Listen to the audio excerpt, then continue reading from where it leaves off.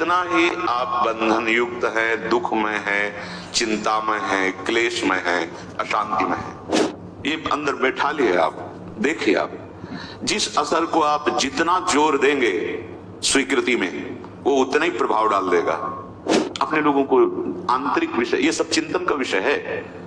जो भगवत शरणागत जन होते हैं उनके चिंतन में भगवान देते हैं। ये भगवत प्रदत्त बात है जो आपको सुनाई दे रही है। ये सबकी समझ में नहीं आएगा, अध्यात्म है, सबकी समझ में आएगा। रुपया कैसे बढ़े ये बताओ, हमारा काम कैसे बने ये ये घटिया स्वप्न। कुछ भी मिल जाए तुम्हें, जब तक प्रभु नहीं मिलेंगे तब तक तुम्हें विश्राम नहीं मिलने वाला। कुछ भी बन जाओ, ब्रह्मा बन जाओ, इंद्र बन जाओ, कुछ भी, ये बात जीवन में नहीं आई तो चूक हो जाएगी। भगवान ने गीता जी में कहा, अभी बहुत ध्यान देने योग्य बात है। हम जो अपने स्वरूप को, अपने आराध्य देव को भूल चुके हैं, उसका कारण इस संसार का, माया का असर है। छोटी छोटी वस्तुओं से लेकर बड़े बड़े पद, लोक लोकांतर के वैभव, सिद्धियां, ये सब माया का असर है।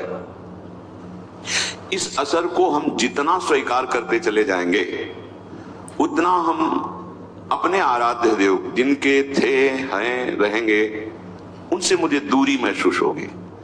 और यहां तक कि पूरा असर यदि संसार का हमारे ऊपर हो जाए तो हमें मानने के लिए भी तैयार नहीं होंगे कि हम प्रभु के हैं, प्रभु हमारे हैं, या प्रभु हैं भी कि नहीं। इतना असर है माया का। जो है ही नहीं उसका असर इतना है कि जो है उसका विस्मरण करा दिया। साधना, उपासना इसी असर से बेअसर होने की है। हमारे ऊपर किसी वस्तु का, व्यक्ति का, स्थान का असर न पड़े, किसी घटना का असर न पड़े, किसी द्वंद्व का असर न पड़े, तो आप जीवन मुक्त हो गए। जब तक किसी भी छोटी से छोटी वस्तु का आपके ऊपर असर पड़ रहा है, असर पड़ना कोई ज्यादा घातक बात नहीं है, असर स्वीकार करना ये घातक बात है। आप समझ रहे हैं? सृष्टि में सब कुछ है, ना उसके बढ़ने से आपको कोई सुख मिल रहा है, न नष्ट होने से सुख मिल रहा है। आपका जहां अपनापन स्वीकृति हुई उसी का असर आपके ऊपर है। कहीं पूरा भूकंप आ गया, प्रांत का प्रांत गिर गया, वहां थोड़ा हृदय से जब विचार करेंगे तो असर पड़ जाएगा, पर ऐसा नहीं पड़ेगा कि आप विक्षिप्त हो जाए। लेकिन आपका अगर एक कमरा भी गिर जाए तो असर पड़ जाएगा। आप जो स्वीकृति किए हुए हैं, जिस असर की जितनी मात्रा में, उतना ही आप बंधन युक्त है, दुख में है, चिंता में है, क्लेश में है, अशांति में है। ये बहुत खास बात है। साधना का मतलब है पूरे विश्व ब्रह्मांड में भगवान की जितनी रचना है, इसका असर न रह जाए आपके ऊपर। तभी तो शांत भगवदाकार वृत्ति, वो आप है। ये आपका स्वरूप वर्णन किया जा रहा है। नित्य, शांत, आनंदमय, अभाव रहित, परम सुख राशि। ये असर विवेक के द्वारा बेअसर किया जाता है। जब आप सत्संग सुनते हैं, भगवान नाम जप करते हैं, भगवत आराधना करते हैं, तो आपकी बुद्धि परम पवित्र हो जाती है। परम पवित्र बुद्धि में जो विवेक प्रकट होता है, वो इन असरों से बचाता है, काटता है इन असरों को। आप जितना जो कुछ स्वीकार किएंगे, वही दुख दे रहा है, वही दुख देगा। बिल्कुल आपको किंचन मात्र किसी वस्तु, व्यक्ति, स्थान की आवश्यकता नहीं है। आपकी बुद्धि मलिन होने के कारण ये बात स्वीकार नहीं कर पाएगी कि आपको किसी भी वस्तु, व्यक्ति, स्थान की आवश्यकता नहीं है। आप कहेंगे प्राण पोषण के लिए, शरीर पोषण, ये सब आपने स्वीकार किया है माया को, इसलिए आवश्यकता, इसलिए चाह, इसलिए आप विक्षिप्त हो रहे हैं, दुखी हो रहे हैं, अशांत हो रहे हैं, मरण धर्मा हो रहे हैं, जबकि आप अविनाशी हैं। नहीं, आपको ब्रह्मबोध की बात, तो भगवत अंश तो है, आप भगवत दासत्व को प्राप्त करने का अधिकार तो है। आप इस असर पर ध्यान दीजिए। आप देखिए, प्रत्येक मिनट में कोई ना कोई वस्तु, व्यक्ति, स्थान, घटना, परिस्थिति, द्वंद्व आपको अपने असर में लेना चाहता है, अपना प्रभाव डालना चाहता है। हर क्षण साधक युद्ध करता रहता है। प्रत्येक पल हर वस्तु, व्यक्ति, स्थान, घटना को बेअसर करता रहता है। तभी उसको इस बात का परम लाभ मिलता है कि स्वराज्य सिंहासन पर विराजमान हो जाता है। स्वा, जो हमारा स्वरूप है, शंकर सहज स्वा, रूप संहारा, लाग समाधि, अखंड अपारा, अखंड अपार क्षमता भरी सुख वृत्ति उसके हृदय में उदय हो जाती है। हम कभी प्रभु से विलग नहीं हुए, अब भी प्रभु से विलग नहीं है, आगे हमें कोई नहीं कर सकता। ये हमारी गलती है। हम स्वीकार करते चले जा रहे हैं मायाकृत असर को। ये अंदर बैठा लिए आप, देखिए आप जिस असर को आप जितना जोर देंगे स्वीकृति में, वो उतना ही प्रभाव डाल देगा। ये बड़े बड़े काम, क्रोध आदि शत्रु, ये असर तभी दे रहे हैं जब आप इनका असर स्वीकार कर रहे हैं, अपने में अभाव मानकर इनके द्वारा इस भाव में सुख मिलेगा, इस असर में आपकी दुर्गति कर दे। अपने लोगों को आंतरिक विषय, ये सब चिंतन का विषय है। जो भगवत शरणागत जन होते हैं उनके चिंतन में भगवान देते हैं। ये भगवत प्रदत्त बात है जो आपको सुनाई दे रही है।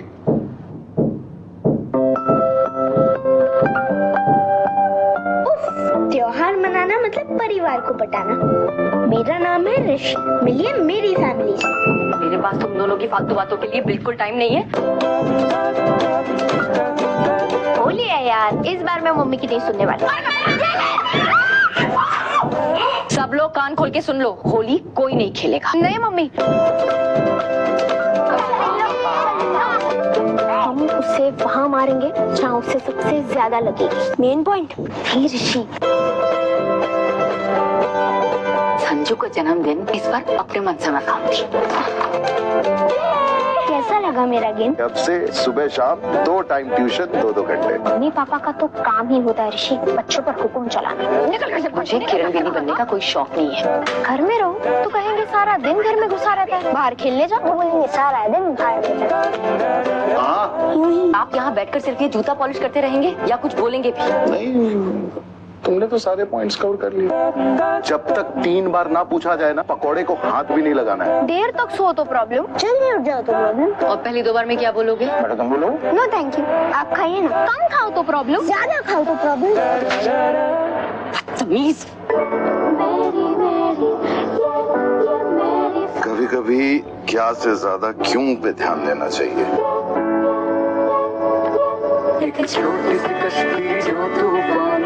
गुस्से में हंसी दबाती हुई ना बहुत प्यारी लगती है। तो क्या मैं इससे दोस्ती करना चाहता हूँ? एक बात बताइए, आप जब इस एज में थे तो आपको भी हुआ था क्या? मोमबत्ती नहीं बुझाते, अब चौगुन होता है। अच्छा,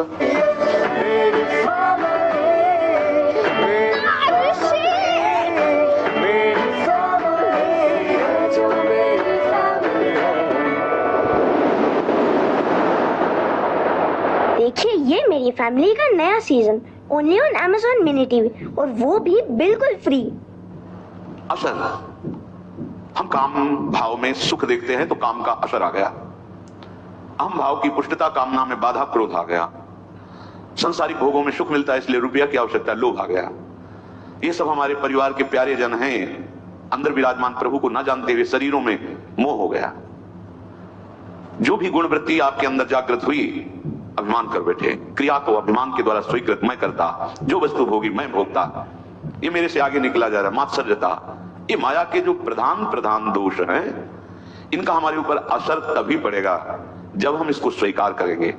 स्वीकृति अस्वीकृति से काटी जा सकती है, पर ये स्वीकृति बिना भगवत स्वीकृति के तुम्हारे में सामर्थ्य नहीं कि इसे अस्वीकृत कर सके, इसे नकार सके, इसका असर आपके ऊपर ना पड़े, ऐसे तुम्हारे में सामर्थ्य नहीं है। खो चुके हो, स्वरूप को भूल चुके हो। इसलिए पहले स्वीकार करो कि हमारा युद्ध केवल इस बात का है कि कोई भी वस्तु, व्यक्ति, स्थान, घटना ये असर न डाल पाए। कैसे जानोगे कि आपके ऊपर असर पड़ रहा है कि नहीं? यदि भजन छूट गया तो असर पड़ गया।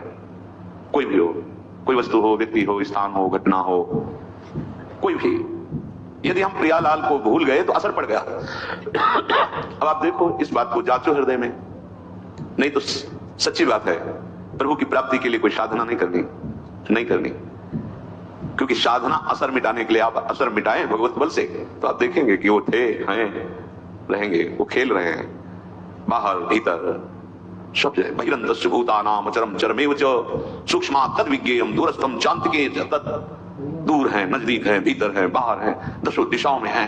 समस्त चराचर में मेरे प्रभु खेल रहे, चराचर में और चराचर के रूप में। संसार का आश्रय, शरीर का आश्रय, भोगों का आश्रय, ये जब तक हमारे हृदय में रहेगा तो हम बात भगवत आश्रय की करेंगे, यहाँ कुछ होगा नहीं। सूखी बातें अच्छी नहीं लगती। पेट में खूब चूहे लड़ रहे, भूख लग रही, और बातें हम 56 भोग की कर रहे हैं, क्या होगा? अरे भाई, नमक रोटी ही खा लें तो कम से कम वो मिट तो जाएगी।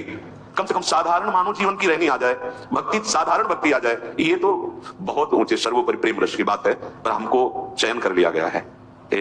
इस बात को मत भूलना, हम अनाधिकारी हैं, अयोग्य हैं, पर हमें इस रस के लिए चयन कर लिया गया। सच्ची बात है, आपको स्वीकार करना होगा। नहीं, आप यहां नहीं आ सकते हैं, आप ये नहीं सुन सकते हैं, आप राधा नाम नहीं बोल सकते हैं, आप राधा चरणारविंद से चिन्हित इस रज में नहीं बैठ सकते हैं। ये प्यारी जी ने आपको चयन किया। जब मालिक चयन कर रहे हैं तो अपने क्या चिंता करनी। वैसे तो हम उनके योग्य नहीं, पर उन्होंने पसंद कर लिया। अब ये उनकी मौज की बात है। अब हमारी केवल एक बात रह गई है कि जिन्होंने हमें पसंद किया है, जिनकी हम अनंत जन्मों से खोज कर रहे हैं, इन्हीं की खोज कर रहे हैं। जिस दिन संसार का असर मिट जाएगा उस समय तुम्हारे हृदय में ये सब हलचल समाप्त हो जाएगी। दुख सुख मान अपमान लाभ आन द्वंद्व जितने, इसी को मिटाने के लिए हम खोज कर रहे हैं, उस परम सत्य की, उस परम अविनाशी की, उस परम सुख की।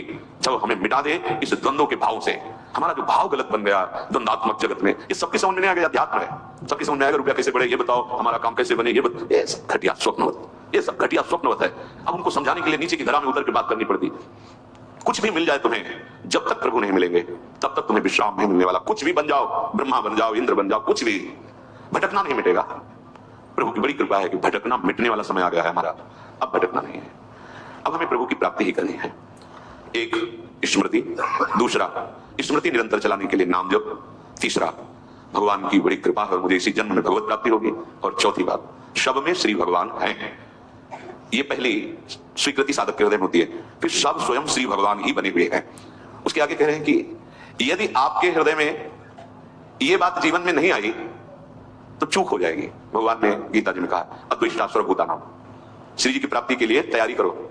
जो कल चर्चा उसके आगे का है विषय, अद्वैष्टा सर्वभूतानां। किसी भी संसार के किसी भी व्यक्ति से तुम्हारी दुश्मनी तो नहीं है। अगर एक से भी होगी तो बिगड़ जाएगी पूरा सिद्धांत हमारा। बहुत सावधानी से सुनो। किसी भी प्राणी के साथ किसी भी प्रकार से यदि मन में तुम्हारे द्वेष बन चुका है, फौरन निकालो। उसका उपाय है, अनुभव का उपाय है। जहां वो सामने दिखाई दे मन से प्रणाम करो, सर भी झुकाओ। तुम्हें अपना काम बनाना है, वहां भगवान ही है, दूसरा नहीं है। और जब एकांत में उसका चिंतन हो तो तत्काल आंतरिक प्रणाम करो, प्रभु आप मुझे बचा लो, प्रभु आपसे द्वेष हो रहा है। नाथ, आपकी बाहरी ऐसी चेष्टाएं हैं कि मैं समझ नहीं पा रहा हूं, आपसे हमें द्वेष हो रहा है, दोष दर्शन हो रहा है, अंतर और बाहर दोनों से। अंतर में जब आवे तो तत्काल उसको प्रणाम करो, वृत्ति में आएगा वो और जलन पैदा होगी। बार बार आपको क्षमा मांगनी, मेरे से गलती हो रही प्रभु, मैं आपको ना जानकर आपसे द्वेष कर रहा हूं। और बाहर जब सामने आवे तो पूज्य बात चिड़िया बाबा जी ने कहा, जो तुमसे द्वेष करे ना बोले, अपनी तरफ से उससे राधे राधे बोलो। राधे वो जो कर रहा है उसका असर आपके ऊपर नहीं होना चाहिए। आपको इस द्वेष का असर काटना है। वो हो सकता है आपके साथ फिर ऐसा बर्ताव करे कि आपको लगे कि अब तो द्वेष पक्का ही हो रहा है क्योंकि हम बार बार प्रणाम कर रहे हैं, ये वैसा ही नहीं। ये बहुत बड़ा भगवत प्राप्ति में विघ्न है। इसलिए भगवान ने कहा अद्वैष्टा सर्वभूतानां। इतना ही नहीं, ये जब बढ़ेगा तो आपका भजन छूट जाएगा। बहुत क्या होता है कि जैसे महापुरुष जन अपने हृदय को देखते हैं ना, वही बात वो बोलते हैं, वही बात लिखते हैं। भजन क्यों रुका, भजन क्यों छूटा, हमारा लक्ष्य क्यों बदल रहा है, ये अंतर के चिंतन से हो। जैसे कि महापुरुष जन दूसरे के मन की बात जानते हैं, आप इस धोखे में मत रहना, क्योंकि उनके पास इतना समय नहीं है, वहां कोई दूसरा नहीं।